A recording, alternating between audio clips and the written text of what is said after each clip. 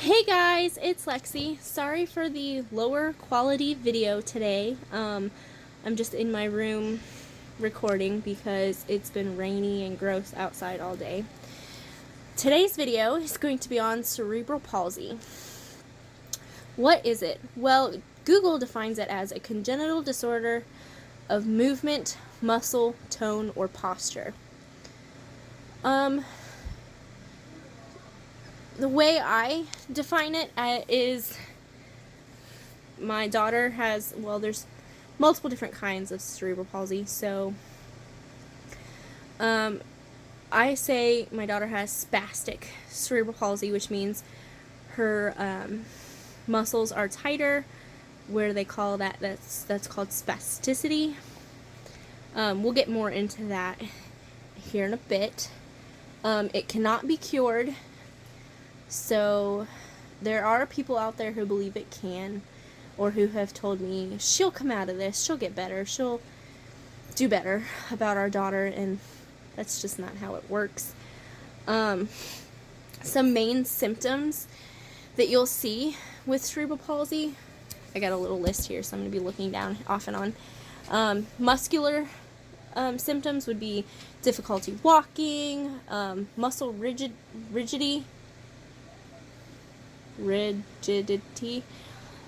muscle spasms, muscle weakness, paralysis of one side of the body,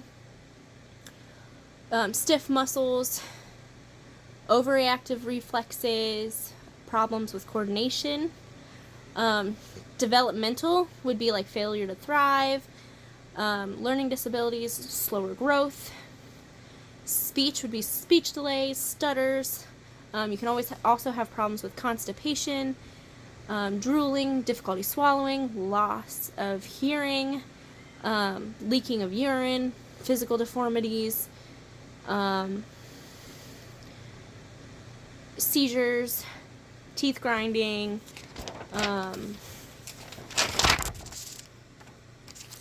all kinds of other issues can happen.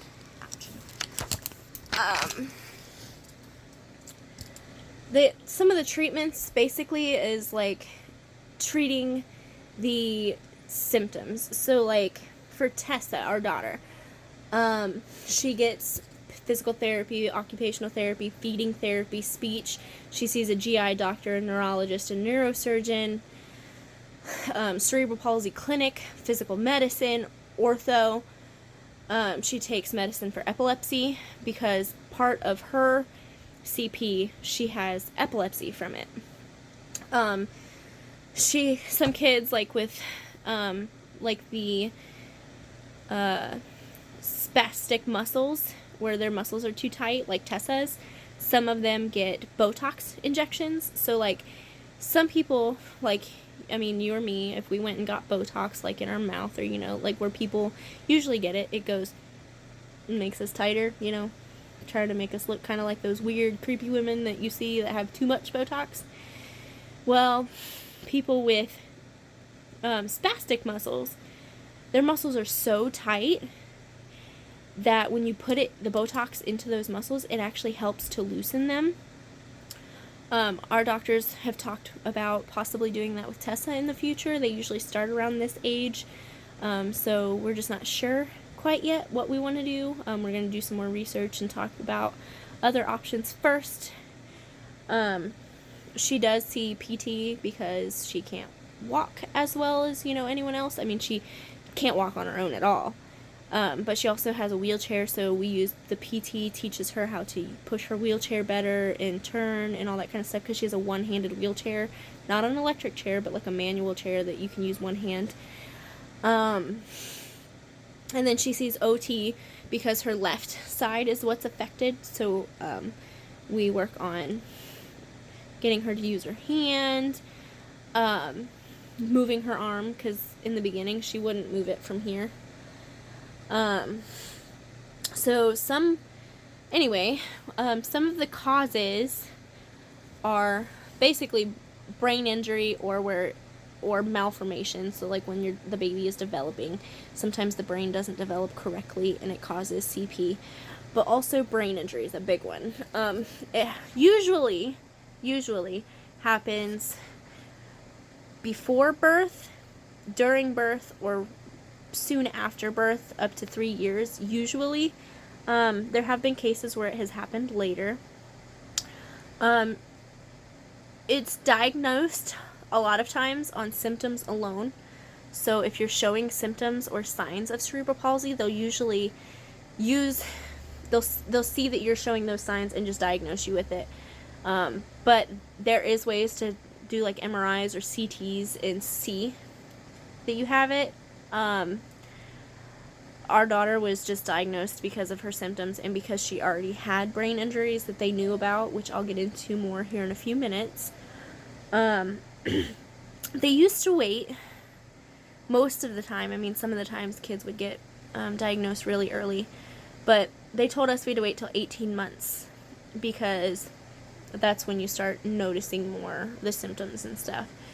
Well, I've seen articles come out more recently where they're wanting to diagnose a lot earlier, so those kids who their parents either don't notice that they have some of the issues or, you know, any of that stuff, where they can get them the help sooner. So sometimes you can't get physical therapy or certain therapies or stuff until you have your diagnosis, or you can't see like the physical medicine doctor until you have like a specific diagnosis. It's not like that here, and it's not like that anywhere we've been, but that's just what I've heard from other families. So they're actually diagnosing a lot sooner by doing like MRIs in kids where they notice even like the slightest of symptoms and they're finding CP, and so they're diagnosing it a lot sooner. There's 4 different types of CP, and then there's also different types within those specific types. That sounded confusing. So there's spastic CP, which Tessa has. So it means your muscles are stiff or tight. Like for Tessa, her hand's usually like this, and she usually has it up here. She is using it more often, but that takes a lot of work. But 70 to 80% of people who have CP have this type. It's the most common. And then there's a dyskinetic CP. It's also called atheoid. I'm not exactly sure how to say that. 6% have that. It's basically involuntary movements. And then there's ataxic, where you've got shaky movements. And then there's mixed, where you can have multiple different types. You can have spastic, but also have like ataxic, you know, that kind of thing. But then there's also different ways to describe that. So for Tessa, she has a spastic hemiplegia, which means her left side, so hemi means one-sided, her left arm, leg, torso, mouth, muscles, all that side is affected. And then there's diplegia, which means the legs, or the arms. There's mono, which is one limb, usually an arm, but can be a leg.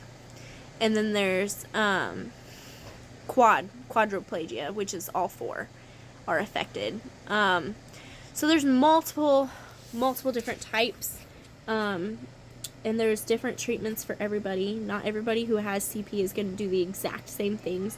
Most of them will be in PT and OT, but not all of them will see the same doctors. Not all of them will see, not all of them will go to like a feeding therapist. Sometimes they're perfect on their feeding. So I want to kind of talk about where our daughter got her, or like how she got CP, and like just a little bit about us, since, you know, I am doing most of these videos on things that affect our family. So our daughter, her name is Tessa. I think I've mentioned that.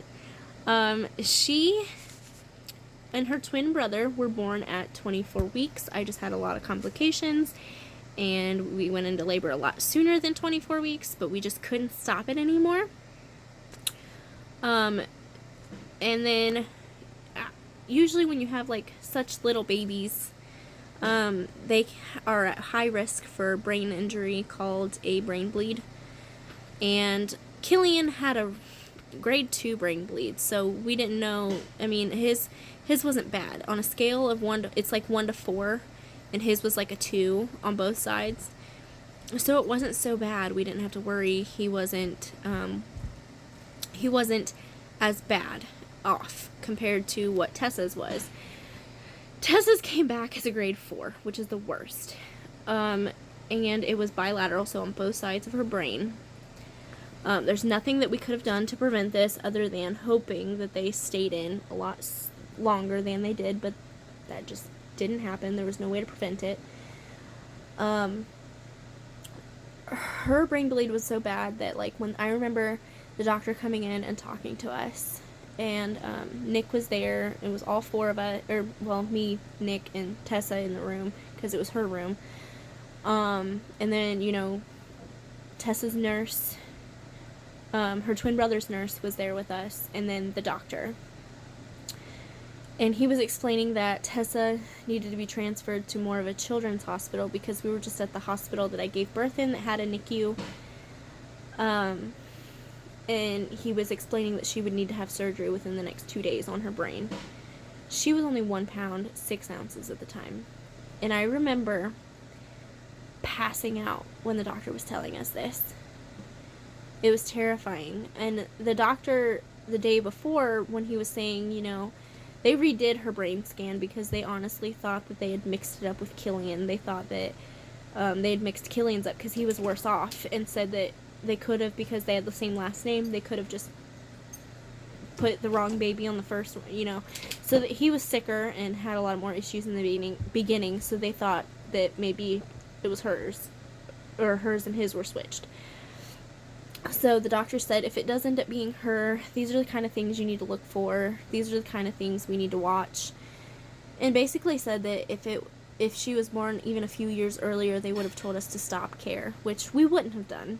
But he was telling us all these things like, she might never walk, she might never talk, she might never do this, she might never do this. But all we cared about was, will she live? Will she survive? And the doctor kept saying, yeah, but she might. And we're like, we don't want to hear what you think she might or might not do. We want to know if she's going to make it, because that's all we care about at this point. So anyway, fast forward a little bit. She did have her first brain surgery. They put in like a little reservoir to help drain. So what happens with the brain bleed is that her brain couldn't absorb the CSF, which is the cerebral spinal fluid. And you have to absorb it as fast as you make it. Well, she obviously couldn't do that because of her brain bleed. So they had to put in a little, what they put in first, because she was too little for like a shunt, which I'll explain in a second. So they put in a little reservoir where they would stick a needle in her head every day or every other day and pull off the excess spinal fluid.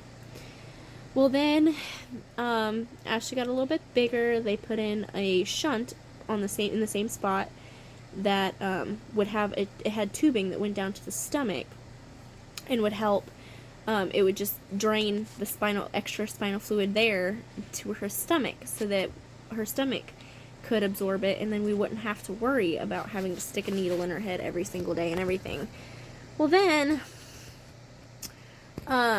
she was so close to going home, like eating all of her bottles, doing so well. We left one night. I left at like 4 a.m. because at that point Nick was working a job where he worked 4 p.m. to 4 a.m. At like a bar, and then he would come pick me up, take me home. I'd sleep, and we'd go back the next day. Well, he picked me up at like 4 a.m. and I got a call at like 7 or 8, and said, "Hey, did Tessa have a bump on her head when you left around her shunt?" And I said, "No." So we rushed and got back to the hospital and looked. Her shunt had broken, and it was like all the fluid was collecting around her shunt.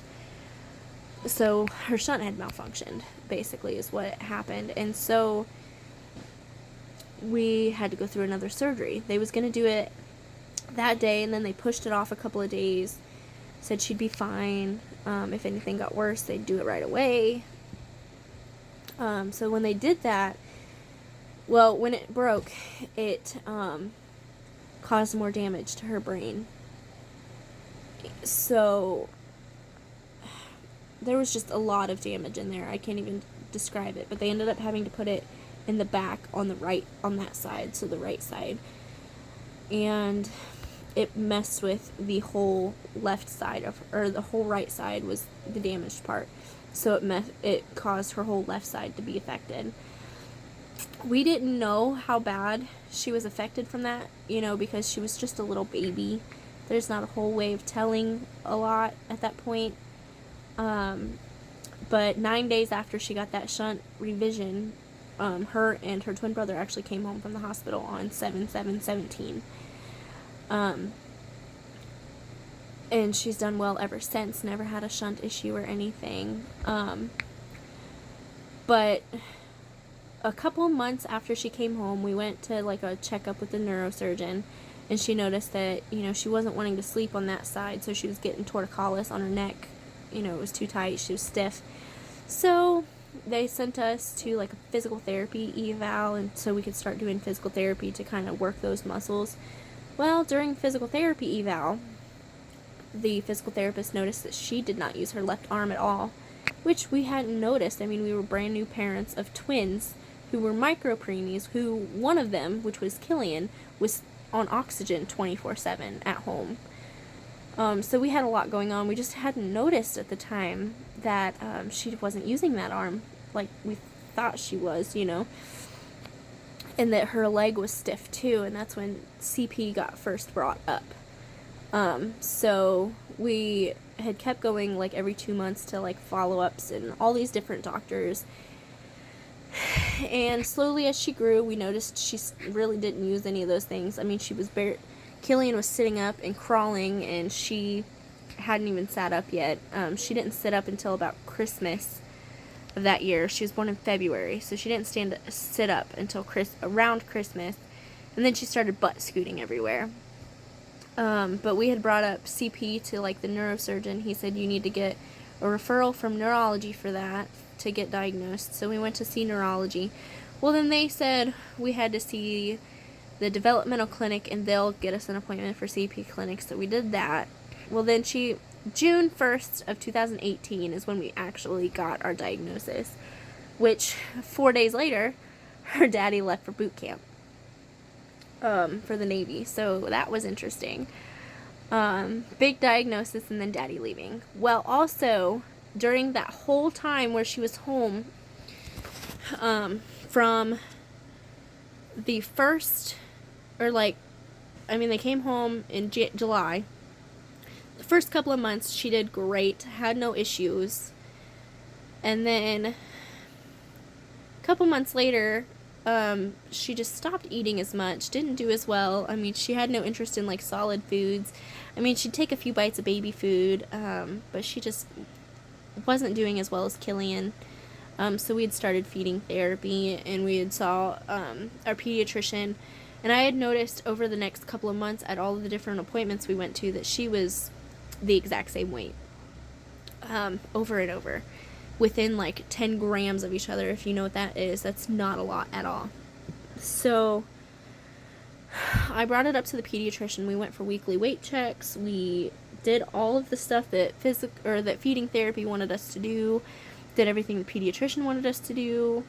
Just everything. And then Nick and I got married on May 5th of 2018. Well, the day before was a Friday, and we went to a pediatrician appointment for Tessa to do like a weight check, and she had lost 6 ounces, and in a baby that's a lot. So she had called GI, and GI had called us like 2 hours later and said, can you come in Monday for an appointment, and we'll see if we can figure out something. So that following Monday we go in, and we get admitted straight from the appointment to get a feeding tube for Tessa, like one of the NGs that go down the nose.